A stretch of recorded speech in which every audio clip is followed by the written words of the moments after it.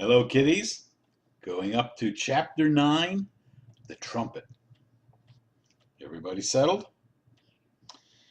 As the cob flew towards Billing on his powerful white wings, all sorts of troublesome thoughts whirled in his head. The cob had never gone looking for a trumpet before. He had no money to pay for a trumpet. He feared he might arrive after the shops had closed for the day.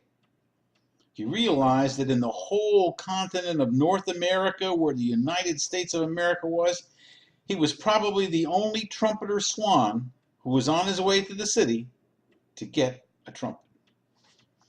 This is quite an adventure, he said to himself, but it is a noble quest. I will do anything to help my son Louis, even if I run into real trouble. Toward the end of the afternoon, the cob looked ahead, and in the distance he saw churches and factories and schools and all the shops and homes of Billings, Montana. He decided to act quickly and boldly. He circled the city once, looking for a music store. Suddenly he spied one. It had a very big, wide window made out of solid glass. The cob flew lower and circled so he could get a better look. He gazed into the store. He saw a trumpet painted gold. He saw a fancy guitar with an electric cord, and he saw a small piano. He saw banjos, horns, violins, mandolins, cymbals, saxophones, mariphones, cellos, and many, many other instruments. And then there's what he saw. What did he see? A shiny brass trumpet hanging by a red cord. Now is my time to act, he said to himself. Now is my moment to risk everything for one bold move. However shocking it may seem, however offensive it may be to the laws that govern the lives of men, here I go. May good luck go with me. With that, the old cob set his wings for a dive, and he aimed straight at the big window. He held his neck straight and stiff, waiting for the crash, and he dove swiftly and hit the window going full speed. What do you think happened? The glass broke. The noise was terrific. The whole store shook. Musical instruments all over the place fell to the floor. The glass was everywhere. One of the little girls, it was a salesgirl, she fainted. And the cob felt a twinge of pain as a jagged piece of broken glass cut into his shoulder. But he grabbed the trumpet in his beak, turned sharply in the air, and flew back through the hole in the window and began climbing fast over the roofs of Billings, Montana, and made his getaway. Whew. A few drops of blood fell to the ground below. His shoulder hurt, but he had done what he'd come for. Held firmly in his bill, with its red cord dangling, was a beautiful brass trumpet.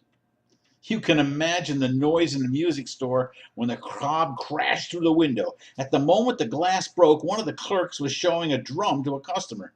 And the clerk was so shocked at seeing a giant white bird come flying through the window, he hit the drum with a tremendous wallop. Boom went the drum. Crash went the splinters of flying glass. When the salesgirl fainted, she fell against the keys of the piano. Rong, ring, ring, rong, rong went the piano. The owner of the store grabbed his shotgun, which went off by mistake, blasting a hole in the ceiling and sending down a shower of plaster and dirt. Everything was flying around and falling and making noise. Boom went the drum. Plunk went the banjo. Ring, ring went the piano. Went the bull fiddle. Help, screamed a clerk. We've been robbed. Here it is. Look at this picture. Oh boy. Did we see everything happen there? The clerk fainting over here. Over here. And the guy with the shotgun. Woohoo! Make way, shouted the owner. He ran for the door, stepped outside, and fired another shot. Bang! At the disappearing bird. His shot was too late. The cob was way beyond range. He was headed home toward the southwest, high in the roofs and way over Billings. In his beak was the trumpet, and in his heart was the pain of having done something wrong, committed a crime, stolen something. I robbed a store, he said to himself. I've become a thief. What a miserable fate for a bird of my excellent character and high ideals. Why did I do this? What led me to commit this awful crime? My past life has been blameless, a model of good behavior and of correct conduct. I am by nature a law-abiding. Why did I do this? Then the answer came to him as he flew steadily on through the evening sky. I did it to help my son. I did it for the love of my son Louis. Back in Billings, the news spread rapidly. This was the first time a swan had broken into a music store and made off with a trumpet. I'd imagine. A lot of people refused to believe that it happened. The editor of the newspaper sent a reporter over to the store to look around, and the reporter interviewed the owner and wrote an article about the event for the paper. The article was headed, "Large Bird Breaks into Music Store. White Swan Crashes Through Window and Makes Off with Valuable Trumpet." Everybody in Billings, Montana bought a copy of the newspaper and read all about the extraordinary event. It was talked about all over town. Some people believed it, other people said it could never have happened. They said the store owner just invented it to get some publicity for his store. But the clerks in the store, they said, yeah, it really happened. They pointed to the drops of blood on the floor from the swan's wing. The police came over to look at the damage, which was estimated at $900. The police promised they would try to find the thief and arrest him. But the police were a little changed when they heard that the thief was a bird. Birds are a special problem, they said. Birds are hard to deal with. Back at Red Rocks Lakes, Lewis's mother waited anxiously for her husband, the cob, to return. And when he showed up in the night sky, she saw that he had a trumpet with him, and it was slung around its neck by his cord. Well, she said, as he glided to a stop in the water, I see you made it. I did, my dear, said the cob. I traveled fast and far. I sacrificed my honor, and I have returned. Where is Louis? I want to give him this trumpet right away. He's over there sitting on the muskrat house, dreaming about that empty-headed young female swan that he's so crazy in love with. The cob swam over to his son and made a presentation speech. Louis, he said, I have been on a journey to the haunts of men. I visited a great city teeming with life and business. And while there I picked up a gift for you, which I shall now bestow upon you with my love and my blessing. Here, Louis, is a trumpet. It will be your voice, a substitute for the voice that you don't have.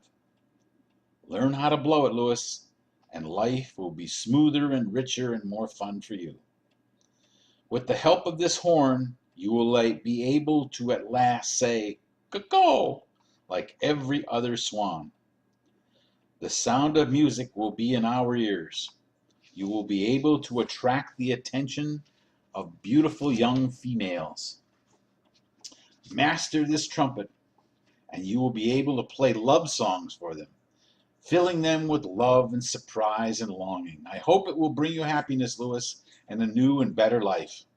I procured it at some personal sacrifice to myself and my pride, but we won't go into that now. The long and short of it is, I had no money. I took the trumpet without paying for it. This was not something I should have done, but the important thing is that you learn how to play the trumpet. So saying, the cob removed the trumpet from around his neck and hung it on Louis, alongside his slate and his white chalk pencil. Wear it in good health, he said. Blow it in happiness. Make the woods and hills and marshes echo with the sounds of your youthful desire.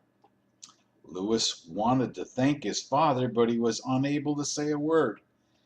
And he knew it wouldn't do any good to write thank you on the slate because his father didn't know how to read it since he didn't go to school. Salowitz just bobbed his head and wagged his tail and fluttered his wings.